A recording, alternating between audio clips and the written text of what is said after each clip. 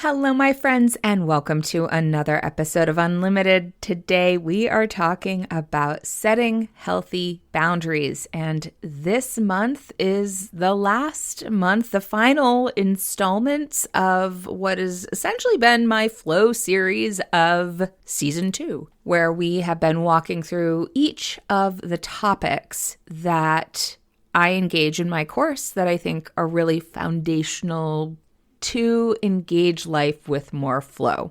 Boundaries are a really important topic, and I've kind of been itching to get to it for a while because it is so important in all of the pieces, but we need all the other pieces to be able to set healthy boundaries. We need the information from all of those pieces because they play a role in creating boundaries. So now we're here.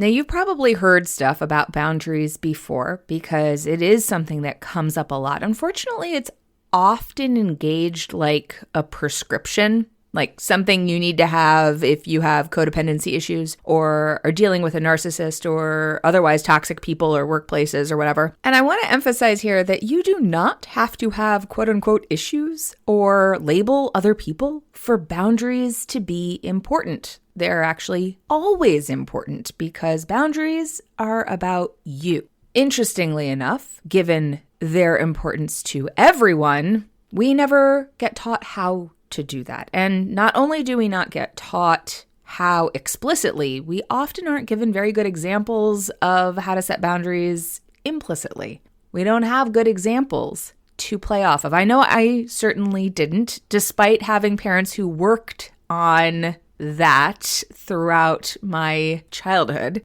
I grew up in a home impacted by the family disease of alcoholism.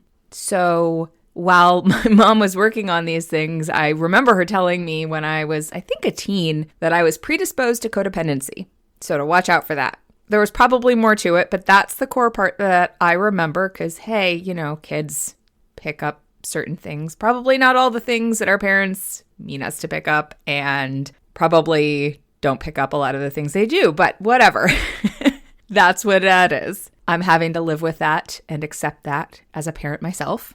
One of the fun and exciting things of parenthood, of course. But I remember her telling me this, and I don't know if it was before or after she caught me several times on the phone in the middle of the night with a guy that I liked. I wasn't even dating. I just liked him, who wanted me to stay on the phone so that he could fall asleep. Or maybe it was during some conversation about trying to get other kids my age in the small school I went to like me, and how could I get them to like me because it was really upsetting how they were treating me. I can give many, many, many more examples, but I won't, as this episode is not about Valerie tells stories about codependency. It is about boundaries. And as I mentioned just a minute ago, boundaries aren't just about codependency issues. So what are they about? Well, I am glad that you asked, because that's what this episode is about. We are going to talk about the concept of a boundary, types of boundaries, indications that you need boundaries, the 3 components of setting a boundary setting challenges, self-awareness, and boundary setting process. And as I say all of that, I wonder if maybe I needed to set some more boundaries around this boundary episode. Because that's a lot. But that's okay. We're going to have fun with it anyway. And I do want to note that boundaries are really personal, obviously, because they have to do with you and your articulation of yourself. It is one of the core things that I work on with people. Even when we're working on other things, boundaries are usually part of that. So if you know that boundary work is something that you would like to dig into, I am going to have some opportunities for support both in a group setting, like, you know, workshops and group coaching, as well as one-to-one coaching, if that is of interest to you, all listed out in the show notes. So check that out if you are interested in more direct personal support with your own boundaries. And now, without further ado, let's get started. Hey there, I'm Valerie Friedlander, Certified Life Business Alignment Coach, and this is Unlimited. This podcast bridges the individual and the societal, scientific and spiritual, positive and negative, nerdy and no, there's just a lot of nerdy. Come on board and let's unlock a life that's as badass as you are.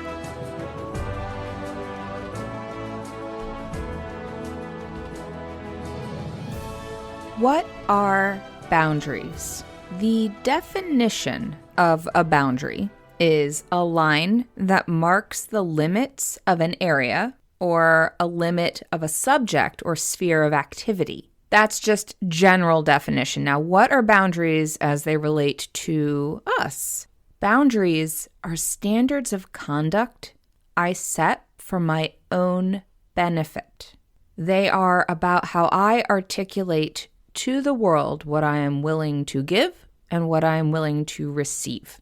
They are where I end and someone else begins, specifically my responsibility to someone else's responsibility. And that responsibility can be anything from emotional responsibility, physical responsibility. And we'll talk about types of boundaries in just a minute. It can be helpful to also identify what isn't a boundary, because this is where it gets a little tricky. I say that because the way we engage boundaries says a lot about how we understand them. And a lot of times people struggle with boundaries because they're setting a boundary for someone else. And what I mean by that is it's like a rule that they're enforcing or trying to enforce or asking someone else to enforce on themselves. So you aren't allowed to do this to me. You're not allowed to do that. I don't want you to do this. Please stop doing this. Please do this. Those sorts of things. And those are important requests. It's important to be able to say what you need, but it's different than a boundary. And I say that because, again, boundaries have to do with what is acceptable for you to give and what is acceptable for you to receive. So yes, it is in part, I don't want you to do this or I want you to do that. But the boundary itself is how you will show up in a situation, what you will do. So it's not about controlling the other person. It's not about getting them to change. It's about knowing what's okay for you and saying no, basically. Saying no is one of the hardest things. It's like, okay, this isn't okay. Well, they ignored me. Now what? Well, that's where the boundary comes in. The now what? If you're going to do this, then I'm going to do that, because it's about how you behave and what you do. And that's where the power of a boundary comes in. And also where we tend to lose power when it comes to boundaries is because we think it's essentially saying something to get the other person to be different or to behave differently. And hopefully you have people in your life that will agree to that, and then you can move from there. But a lot of times that is not what we have. And so you get to decide, what is that boundary? A boundary isn't a wall. It can be. I want to be clear about that. It is possible that sometimes we need to be very firm and much more rigid with certain people in our lives because they will not hear when we articulate a boundary. But it's not always that. It's not an always or never kind of thing, because you're not an always or never kind of thing. You're evolving, and boundaries evolve with you. If you think of yourself like a container, the walls of the container, the thing that makes up the container, are the boundaries of that container. You get to decide what goes in the container and what comes out of the container. The container is you. But the container doesn't contain things if it doesn't have, the walls, the containing part. So that's what boundaries are. Boundaries are the containing part.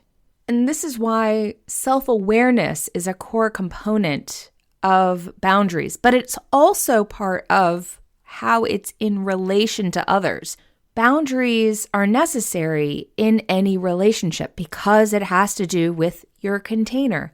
How you relate, what you pour out, what you pour in, what your needs are in relation to the other person or the situation or whatever it is.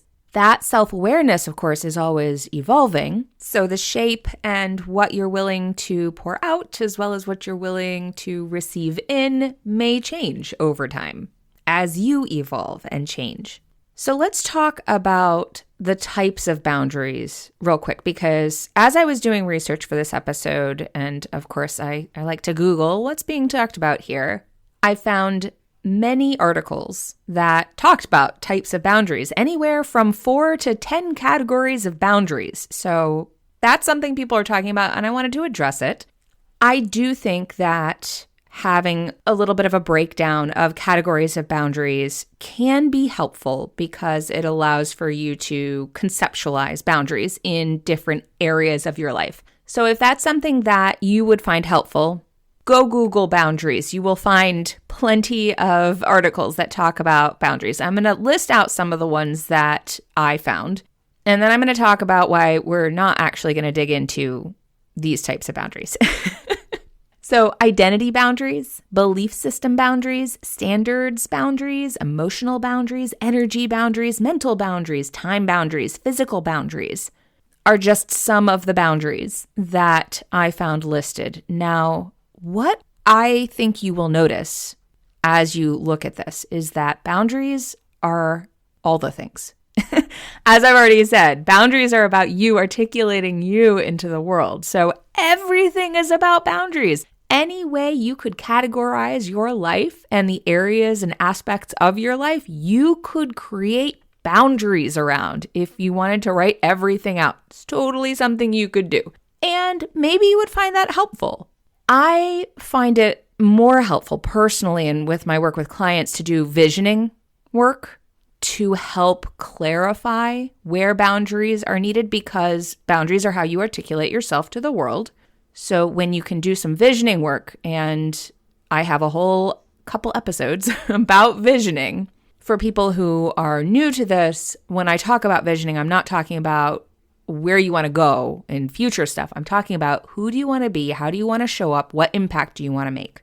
So when you can do that kind of personal articulation, and I encourage doing this periodically, at least once a year to check in, because again, hey, we evolve. That, along with values work, will help you clarify what kind of boundaries you want to create in your life. Because, as I said, they define how a relationship works. So anything you relate to is a relationship, including your relationship to yourself. As we dig into this, I'm going to share examples and we're going to talk a little bit. And here's the thing. As I mentioned, the boundary work evolves as your self-understanding evolves. And that doesn't just mean like achieving self-awareness or self-actualization or some big idea of who you will be, your best self, et cetera, et cetera. It's about you changing and growing and having new life experiences and shifts and transitions and all of that. All of those things impact the boundaries that you set. So some of what I talk about may resonate now, and some of it may not, and that's okay. There's no real right way to do this. I am going to talk about indications that you need boundaries, but they're not, again, about a right way or a wrong way. It's really just you being able to check into yourself and noticing what's coming up and going, maybe there's something here. So some indications that you need boundaries. Again, I'll keep saying this. We all need boundaries. This isn't just about something being broken or something being wrong. It's about relationships. So whether they are boundaries that you've articulated out loud, that you've had to say or state or think about or be mindful with or uphold or whatever, or if they're just boundaries in the way that you do things, because that's how you interact with somebody. We all need boundaries, and they're everywhere. But a flag for some, let's say, intentional boundary work may be that you're upset with someone or someone else or even yourself. It's a good indicator that you have a value threatened or something is bumping up against your sense of self and what's okay with you. Some notable feelings that go along with that, beyond just anger or frustration, are a sense of depletion, feeling guarded, like you need to protect yourself from being taken advantage of, unappreciated, feeling put upon, feeling taken for granted. I work with a lot of nurturers, people who feel a sense of purpose and fulfillment in helping others, and this can often lead to burnout when it's not supported by boundaries. And when I say that, I mean clearly articulated boundaries, if not for someone else, at least for yourself, so that you know when to say no and how you want to say no and what that no looks like. All right, Val, how do you set boundaries? I hear you ask me. Well, I'm glad that you asked. It's a weird kind of day. Just hang with me. You start setting boundaries by taking some time to get clear on you, not your best you or you in the future or any of those things. The you are right now. That vision that you have, who you want to be, how you want to show up, the impact that you want to make, your values, and look at what do those values look like in practice in your life right now. Look at what do you need to support you being that person that you want to be and showing up the way that you want to show up. This is a starting point. This is a helpful space to explore the supports that you need to set boundaries. But that said, you don't have to be able to answer all of this in order to start learning to set boundaries. Boundary setting is a process, and honestly, part of the process of setting boundaries can help you evolve your own self-awareness. So they play together.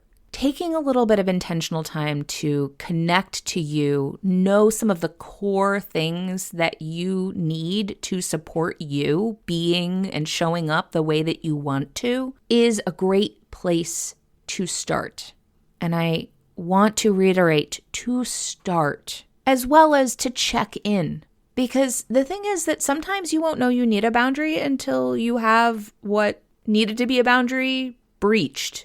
Until you get those feelings that I just mentioned about like the signal that you need to set boundaries or that you're missing a boundary. That tells you this is something that needs to get clarified and articulated. And articulation isn't necessarily out loud articulation. It may just be clarifying it and articulating to yourself what you need so that you can do what you need to do. This is your reminder that you don't have to be perfect first to start. And frankly, it's not possible because you are always evolving, as are the people that you are in relation with, where boundaries come into play. Now, there are 3 core components that I've outlined to setting supportive boundaries when it comes to in relation. So that first bit is knowing yourself, knowing what you need to support you. The next piece comes into, all right, now we're interacting with someone. We have a situation here. We have a relationship, an interaction that needs some sort of supports. And so often we don't do that, but we'll come to kind of those obstacles in a minute. The 3 things that you need, one is clarifying. Clarify what your responsibility in this relationship is or what your responsibility in the situation is. When I say responsibility, it's like, what's important to you? What are your values in this relationship? What's your purpose in this relationship?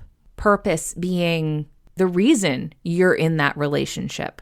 And delineating between what's your responsibility or what is in your circle of power and what isn't. This is where it gets really muddy. There's so many songs and messaging and stories and just everywhere that emphasize a really unhealthy dynamic of mind reading when you care about somebody in relationships. So this is where we step outside of that and we check in with ourselves as to the dynamics of this relationship. Remember, you evolve, so does the relationship.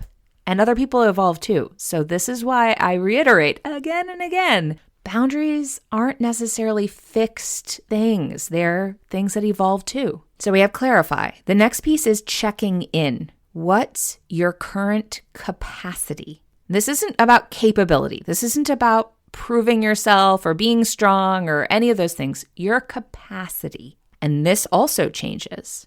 Sometimes we have greater capacity than other times. Knowing what your purpose is in the relationship and what your capacity is can help indicate what you have to give out and what you need to receive. It can change based on new information, but it's important to know where you are right now. If you're depleted, if you've got a lot of draining things going on, you have less to give. So it's important to know where you are giving and where you are receiving and set those clear boundaries based on who you are and what you're able to do.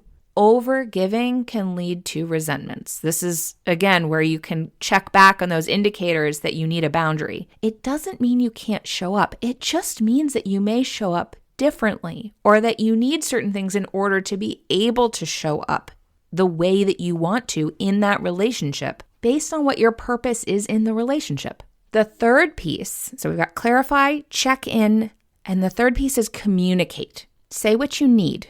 Say what you can do. Be clear about it, at least with yourself, because again, there are certain relationships, there are certain dynamics where it is not appropriate or needed to communicate, but a lot of them it is, because again, we don't read minds. So just depending on the dynamics of the relationship and of the boundary, with others being impacted by that, there can be a dialogue, if appropriate, where you say what you need, where you say what you can do. This gives the other person in the relationship an opportunity to respect your boundary. In order to give them that opportunity, you do have to communicate it. It is hard for someone to honor something if they don't know what it is. And again and again and again, do not rely on assumptions. I have a whole episode where I talk about assumptions. I'll link that in the show notes too. This is where a lot of relationships run into tension, is assuming that someone cares, they will know. And the same goes for asking. Asking what's acceptable for someone else. It may feel weird, it may feel awkward, especially in your closest relationships. It's like, well, I don't want them to think weird things, like I'm asking them about this. That's okay. Be weird. Embrace the weirdness. Weirdness is better than the tension and the upset and the energy drain that goes along with assumptions. I'll give you an example. Say someone that you care about wants to share something that they're going through. You want to support them. You have some capacity to listen. So you ask them, what can I do to be of support to you? They tell you, I just want to vent. You can then assess what you have the capacity to do. All right, well, maybe it's a time limit thing. Okay, I have to be somewhere at this time, but I have 30 minutes for you. Maybe it's an energy thing. Like I can only take so much of this. Like I'm kind of all over the place. I'm stressed out. So I'm going to give you a time limit. I'm going to give you 30 minutes. Now you don't have to say why you're setting that boundary. You can make that up. It's fine, whatever. Or you don't even have to say, depending on the relationship, right? Set an alarm, set a timer so that you can even let them know, hey, I don't want to be rude and interrupt you while you're talking. This is how much time I have. Is that enough for you? And they may say no. So then they call somebody else, or they may say, I'll take what I can get, and that's fine. And then you can say, we can talk later. Maybe this person is draining and they're constantly venting to you and they're never doing anything and it's exhausting. You may say, I have to be somewhere, and you don't have the capacity for them because it's just too much. It's too draining. They don't have to like your boundary. And that's really important to know. A lot of times when people aren't used to boundaries, they won't like it. They'll feel uncomfortable. They're not used to it. And so maybe they'd be fine with it, but actually saying it out loud feels weird. There's all kinds of things. And this is where sometimes our boundaries need to be internal boundaries. For example, not taking someone else's emotions personally or behavior personally. And actually, this one might be the most important, especially when you're learning to set boundaries, because you can't control how people experience your need to set boundaries. And that can be difficult, especially if you're one of those nurturing people like me and so many of my clients. It can be hard to set boundaries. It's important to remember that setting a boundary is way more loving than getting mad and resenting and avoiding. Here are some other examples of ways that you can set boundaries and just really keeping it simple. Because as you're learning, it's helpful to keep it simple. So often we try and do all the things. It's like, no, just do one. Start small. Don't do everything. Because when you try and take on too much, it doesn't work very well. It feels overwhelming. You stop doing it and then you beat yourself up. None of it's helpful. So start small. Just do one. But here's a little strategy that you can use to keep it simple. It's a if this, then that strategy. For example, if you are going to drink, then I am not going to join you at the party. because I do not like to be around you when you are drinking and you always overdrink, and that stresses me out. You don't have to say that second part, but it's just knowing that about yourself. I get really upset when I'm at a party with you and you overdrink, to my standards at least, right? You don't have to label them. You don't have to define it. You don't have to do any of those things. If it helps you to do that, that's fine. Again, this is not about judgment. This is just about awareness. Another, if you are going to go to bed late and it will disrupt the sleep that I need, then I am going to sleep in the guest room. You could have it, then I'm going to ask you to sleep on the couch. But again, that means that they have to say yes, they have to agree, and they have to remember. And maybe they will, and maybe that will be fine. And that's something that you can coordinate with your partner. But sometimes it's not. Sometimes they forget. Sometimes they just don't because they don't understand. So they don't respect it, which is a problem, but it's what it is sometimes. Finding a way to give yourself power in what you need. Again, boundaries are about you. They are not rules you enforce on other people. They are about what you need. Another example. If you want to use a messenger app to send me messages whenever you want as a client, then I will let you know that I will not be available to respond until X time.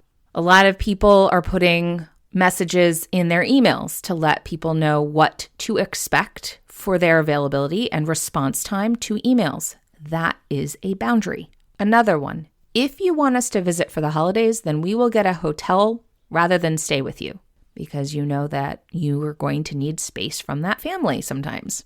Another, if I am going to go to this large conference and I know that I need time to myself because otherwise I get super stressed out, then I'm going to take a 30-minute lunch by myself or go to my room by 8 p.m. for bed.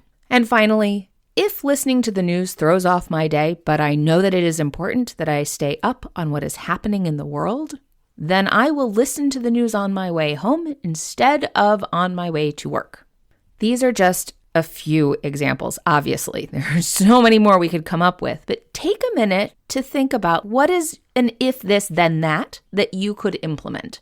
This can be helpful when you start to get irritable and resentful or whatever, and you realize that, oh, I actually need a boundary here and I didn't realize it before. Rather than beating yourself up over not knowing you needed a boundary or having to explicitly set a boundary where you didn't think you had to, you might think about it as, hey, look, it's an opportunity to be more clear about who I am and what I need in this relationship. Of course, it can also throw you when that happens if you're not used to creating and communicating boundaries. And this is true for most of us, honestly, since we've all been conditioned into varying degrees of codependency. Back to that whole, well, I shouldn't need to set boundaries because they should know me well enough or love me enough to treat me the way I want to be treated. Now, there are two problems with that. One is we usually treat others the way we want to be treated, that golden rule thing, because we tend to assume that other people want what we want or think the way that we think. Even when we know better, we still kind of automatically do that without intentional thought behind it. And two, they aren't you and they can't read your mind no matter how much they love you.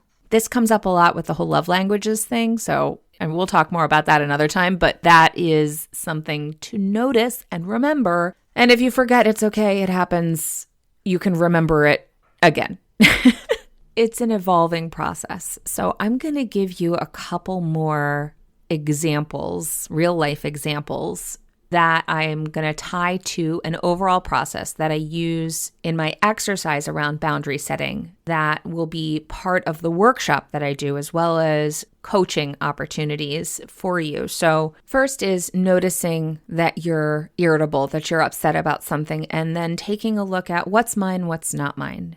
For example, I had a client who was overgiving. This client had a client who was constantly giving her last-minute urgent requests that would stress her out, and she would just do them because she didn't want to lose the client. So looking at, this is the overgiving. What boundary do you need to be more aligned with your vision and values in this situation and in this relationship? Her answer was, I do my best work and feel accomplished when I have time to do the work and am not stressed. For me to feel good and her to get quality service, I need to receive requests by X time with possible negotiation depending on the size of the project. I want to note here that this does have a piece that is like, hey, I need you to do this. This is where you set in the if this, then that. Okay? If you don't get me the requests by X time, I may not be able to accomplish them by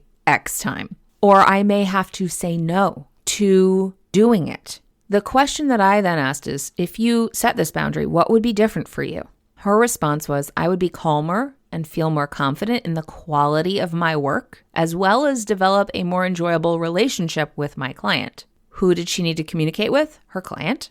Knowing the level of trust in the relationship and your purpose in it, how do you want to show up to the conversation? And this is that important piece of engaging, knowing the relationship. Her answer was, I'm not close with this client, and my purpose is to be of best service. So I'm going to show up knowing that this is key to me serving her to the best of my ability. So holding the awareness that this is important so that she's giving quality work and not setting herself up for failure in the transactional relationship or burnout in that relationship. She needed to be able to set that boundary and allow that space. Another example, walking through the same process. In this case, it's related to one that I gave an example of before. My husband comes to bed late and wakes me up.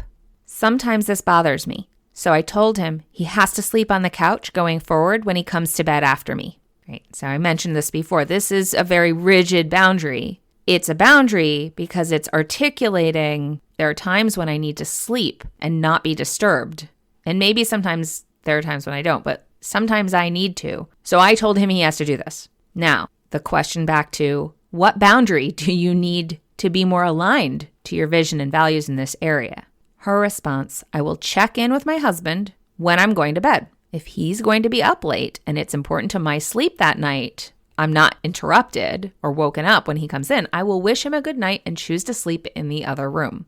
What would be different for you if you made these changes? And I ask this one because it helps to support why you would set a boundary here instead of just letting yourself get run over with this. Why is this important? What difference is it going to make? Her response, I would be able to allow us both options to take care of ourselves without resentment. He could make choices, she could make choices. Who do you need to communicate with? My husband. Knowing the level of trust in the relationship and your purpose in it, how do you want to show up to this conversation? Her response, I'm close with my husband and want to nurture a loving relationship. So I want to show up knowing that he needs his time and I need to sleep to be our best selves together. So because we have that close relationship, I want to be open to his ideas to make this work so we both feel supported instead of just telling him what to do. So reminder with both of these examples, people don't read minds. To allow you both the opportunity to continue making informed decisions that are going back to that whole healthy boundaries, right? Healthy, informed decisions to take care of the relationship, whatever that relationship is, it's important to communicate, to listen to the other person, listening to understand versus respond, and respect their feelings, even if you don't relate to them or agree with them for yourself. Of course, again, there are relationships where no communication is necessary because it's sufficient for you to simply do something different. So just a reminder there. Finally, a simplified version of this whole process is I have a client who's frequently having colleagues try to pull her into drama happening in their field of work.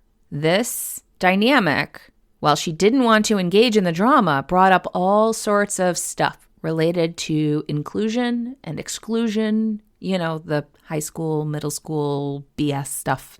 So we checked in with her work's purpose and her values and identified how she wanted to show up in alignment with those in relationship to these other relationships and to her work. She then put a reminder at her desk and checks in with it whenever the drama comes up. In this case, communication isn't directly related to the colleagues and telling them to stop the drama. It's in how she shows up to and engages and reframes or ignores the drama when they try to pull her in. So it's a way of grounding how she wants to behave in relation to that. As I mentioned at the beginning of this, there's a lot to boundaries. It's everything. So it's obviously something that I help people with. Comes up a lot, directly or indirectly. And especially this time of year, as you navigate the holidays, business and family, and how those all intersect. There can be a lot of feelings for people around whether somebody is working during the holidays versus family stuff and being present. And I've certainly navigated these dynamics myself. I do have a whole episode on boundaries in the holidays that I will link in the show notes. But if this is something you would like personal support with, I'm here for you.